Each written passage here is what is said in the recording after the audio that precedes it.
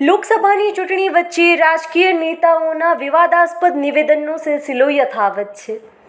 એક પછી એક વિવાદિત નિવેદનો સામે આવી રહ્યા છે, ત્યારે જોઈએ કે આ નેતાએ શું આપ્યું વિવાદિત નિવેદન। રાહુલ ગાંધીએ દક્ષિણ ભારતમાં પોતાના ભાષણમાં ક્ષત્રિય સમાજ વિશે કર્યો બફાટ। राजाओं महाराजाओं का राज था, जो भी वो चाहते थे कर देते थे। किसी की जमीन चाहिए होती थी, उठा के ले जाते थे। कांग्रेस पार्टी और हमारे कार्यकर्ताओं ने देश की जनता के साथ मिलकर आजादी प्राप्त की, लोकतंत्र लाए और संविधान देश को दिलवाया। રાજકોટ કોંગ્રેસના ઉમેદવાર પરેશ ધાનાણીએ એક નિવેદનમાં પટેલ અને બાપુને કહ્યા હરક પદુડા। 95 માં આપણે 18 વર્ષે એક થઈ ભય ભૂખ ભ્રષ્ટાચાર નાબૂદ કરવા ભાજપનું બી વાવ્યું, બધાએ લોહી પરસેવાના ટીપે સિંચીને એને વટવૃક્ષ બનાવ્યું, અને એમાં અમે પટેલિયાઓ અને બાપુ એમાં છે નહીં, હા બેઠા પટેલિયાઓ બાપુ બે બળે ચડ્યા હરક પદુડા। ભાજપના બીને દરરોજ ઉઠીને 10 ડોલ પાણી પાયું કે જલ્દી ઝાડ મોટું થાય ને ભર ઉનાળે છાયો મળશે। 15 માં અમારે અખતરો કરવાનો થયો ને ત્યારે ખબર પડી કે વાહા ફાટી ગયા।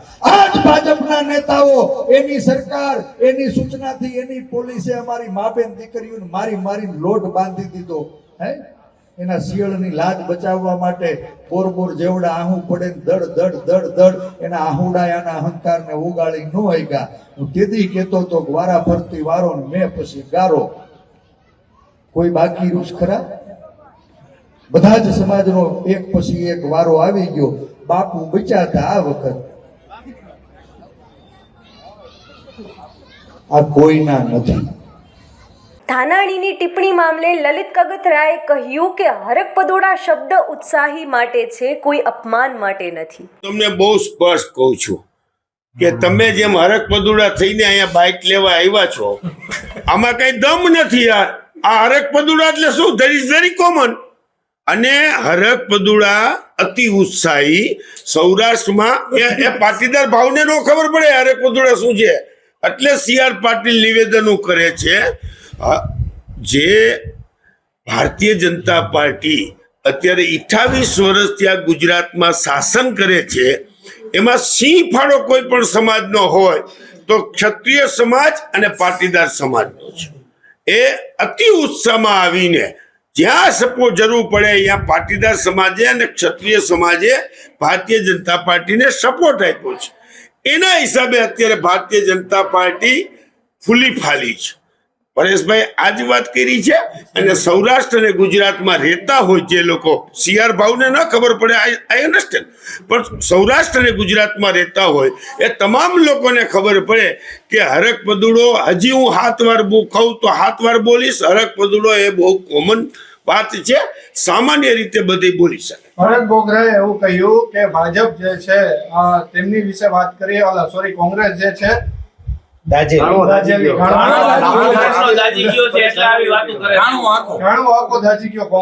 કોનો ઘાણવો દાજી ગયો છે એ તો ભરતભાઈ ને પોતાને ખબર હશે। કઈ ઘાણવો દાજેલા માણસો હોય તો પરસોત્તમભાઈ ને અમરેલી થી અહીંયા લેવા પડતા હશે ને, નકર તો અહીંયા કેટલાય ભાજપના ઉમેદવાર હતા, કેટલાય લડી શકે એવા સક્ષમ હતા। એ બધો ઘાણવો દાજેલો હોય તો જ એને અમરેલી થી લેવા પડ્યા હોય। ભરતભાઈ ને ખબર પડે, મન ના ખબર પડે। પરેશ ધાનાણીએ એવું કીધું કે ભાજપ જે છે તે નકલી સરદાર જે છે તેવું માને છે, અને અસલી સરદાર અમે છીએ એટલે અમે આવ્યા છીએ, એના વંશજો। જો સમજવું હોય તો બહુ સ્પષ્ટ રીતે હું વાત કરી રહ્યો છું કે ભારતીય જનતા પાર્ટીના કોઈ પણ ધારાસભ્ય કે સંસદ સભ્ય છેલ્લા 1.5 વર્ષ ત્યાં એક પણ જગ્યાએ સરકારની સામે ખેડૂત, ગામડું કે કોઈ પણ લોકોના પ્રશ્ન ઉઠાવ્યા નથી। અસલી સરદારે કાયમને માટે ગમે તેવી સંતલનની સામે લડે, અને સરદારનો વારસદાર હોય એ સરદારે કીધું છે કે કારજુ સિંહ નું રાખજો, ખોટું બોલતા નહીં, કારજુ સિંહ નું રાખવું। તો સિંહ નું કારજુ રાખીને જે સરકાર સામે, સંતલન સામે લડતો હોય એ સરદારનો અસલી વારસ, અને સરેન્ડર થઈ જાય એ નકલી વારસ। એમાં છે શું નવું? લલિત કાકા, અંબાજી ખાતે ઋષિકેશ પટેલે એવું કીધું છે કોંગ્રેસ પાર્ટી મુસ્લિમ લીગને એજન્ડો છે અને ખુલ્લેઆમ સપોર્ટ કરી રહ્યું છે. આને કઈ રીતના જુઓ છો? જો આ ભાઈ બધું આડેધડ બોલે છે એ બતાવી રહ્યું છે કે એના હાથમાંથી સરકી રહ્યું જ. રાજકોટની સીટ અને ગુજરાતમાં જે 26 ને 5 લાખની વાત કરતા હતા એની 8-10 સીટ હારવા જઈ રહ્યા છે. ત્યારે હવાતિયા મારી રહ્યા છે, પાણીમાંથી પૂરા કાઢે છે, એને હાર દેખાય છે. કુંવરજીભાઈ વારી થઈ રહી છે અને રાજકોટની સીટ કોંગ્રેસ જીતે છે. એટલે ભારતીય જનતા પાર્ટી આવા અર્થ વગરના હવાતિયા મારી રહી છે, હવાતિયા, અને પાણીમાંથી પૂરા કાઢી રહી છે.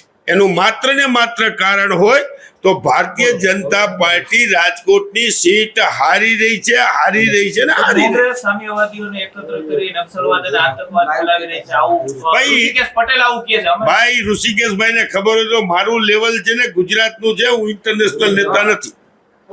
હરક પદુડા જે કોમન શબ્દ છે એવું તમારું કેવું છે ને? હું તમને 7 વાર હરક પદુડા કહું છું. લ્યો, આ પ્રશ્ન પૂછો છો એ તમે હરક પદુડા થઈને પૂછો છો. ભાવનગરથી આપના ઉમેદવાર ઉમેશ મકવાણાએ કર્યો બફાટ. ચીનની અંદરથી અફીણ લઈ આવ્યા. અહીંના રાજા મહારાજાઓ તાકાતવાળા હતા, ખબર હતી કે એને જીતી એકાશે નહીં. અફીણના વ્યસની બનાવ્યા, એના અહીંની પ્રજાને અફીણનું બંધાણ કરાયું. ધીમે ધીમે અફીણ નશમાં ચડી ગયું. લો, રાજા મહારાજાઓ અફીણના નશામાં પીડ્યા એટલે એક એક રજવાડા ઉપર અંગ્રેજોનું શાસન આવ્યું. તમે મારી વાત સાંભળો છો. તમે એમ કહો છો કે રાજા રજવાડાઓ અફીણના નશામાં પડી રહ્યા હતા કે તમે નિવેદન પાછું લો છો? હું મારા નિવેદન ઉપર કાયમ જ હોઉં છું. ક્યારેય નિવેદન આપું, ક્યારેય પાછું લેતો નથી. હું પુરુષોત્તમ રૂપાલા નથી. પેલી વાત, હું ઉમેશ મકવાણા છું. ઉમેશ મકવાણાએ આપેલું નિવેદન ક્યારેય પાછું આજની તારીખમાં લીધું નથી.